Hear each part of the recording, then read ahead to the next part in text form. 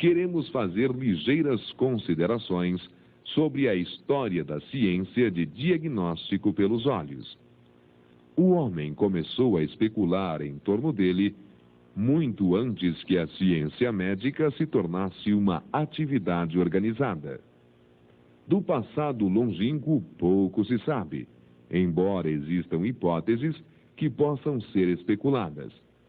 Importa-nos, porém, nos reportar aos fatos concretos de um passado recente, onde podemos identificar 3 importantes acontecimentos, quais sejam: o primeiro ocorreu há mais de 300 anos, em 1670, e chega-nos no livro Quiromancia e Fisiogonomia Médica, de autoria de Philip Mayens, onde, em referência à iridologia, escreveu o que reduzimos a esta imagem. Para descobrir em que parte do corpo se encontra a doença, deve-se dividir o olho em 4 seções. A seção superior representa a cabeça. A seção inferior representa as doenças de origem estomacal. A seção lateral direita representa os músculos, o fígado e o tórax direito.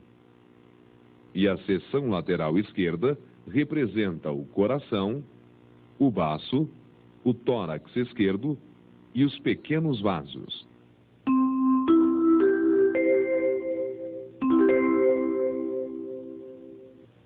O segundo acontecimento importante ocorreu no ano de 1724 e aparece no livro do imperador chinês Shen Lung, que, referindo-se à iridologia, escreveu o que também reduzimos a esta imagem.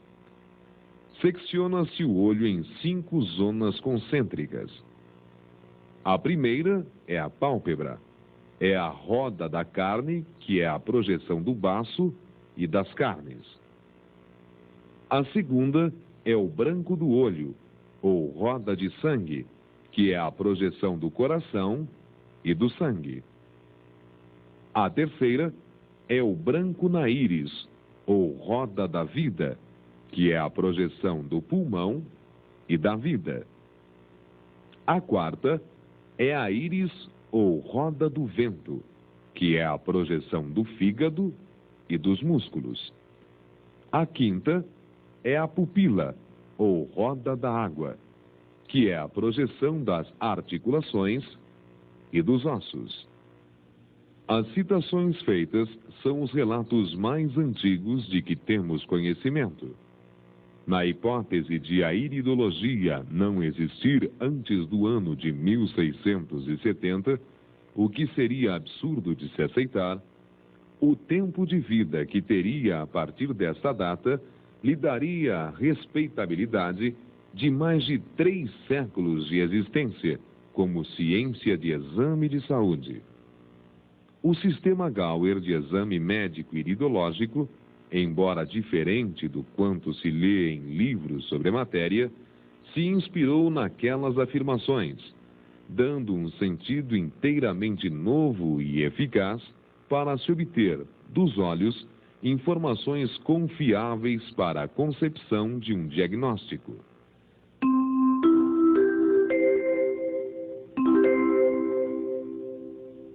No século XIX, surgiram importantes trabalhos sobre este tema. Daí que o terceiro acontecimento importante ocorreu no ano de 1880, quando o Dr. Pexley publicou o seu segundo livro sob o título Introdução ao Estudo do Diagnóstico pelos Olhos, no qual defendeu uma carta topográfica radial da íris. Mais adiante, outros pioneiros ilustres deram sua colaboração a esta ciência de diagnóstico através dos olhos. Niels Liljequist, que em 1903 escreveu o livro Diagnóstico pelo Olho. Emanuel Felk, que aparece na capa deste livro de Andres Miller, publicado em 1907, e que nos oferece as seguintes lâminas de grande beleza. e vieram outros pesquisadores como Heinrich Henz, Eva Flink, Magdalene Madaus, Angerer, Karish, Deck, Schnabel, Maubach, Krieg, Markgraf, Thiel, todos alemães, inclusive os trabalhos de Pexley e Liljequist surgiram na Alemanha. Por isso, aquele país se constituiu e ainda é o maior centro iridológico do globo. Na França, entre outros, reconhecem-se os trabalhos de Jarichinat e Jazat.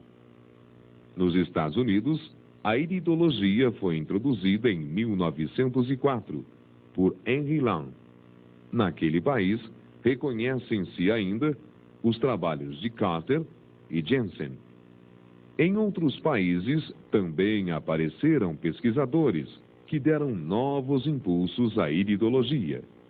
No Brasil, inclusive, existem excelentes trabalhos de Celso Batello e Márcio Bontempo.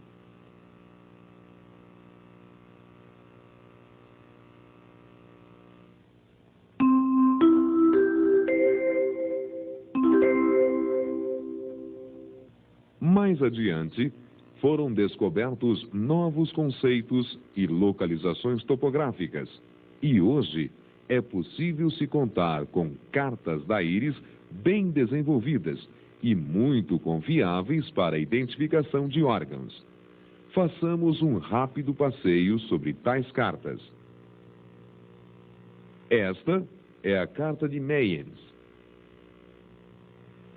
Esta outra veio à luz em 1904. Esta outra aparece no livro Trabalhos do Pastor Felk. Esta é de autoria de Vander. A carta de Maubach. A de Vida e Deck. A carta de Joseph Angerer. A do francês Gilbert Jazat. E, finalmente, a carta mais utilizada no meio iridológico, a de Jensen, médico iridologista norte-americano, autor de diversos livros sobre iridologia. A carta topográfica que idealizamos, embora semelhante às demais,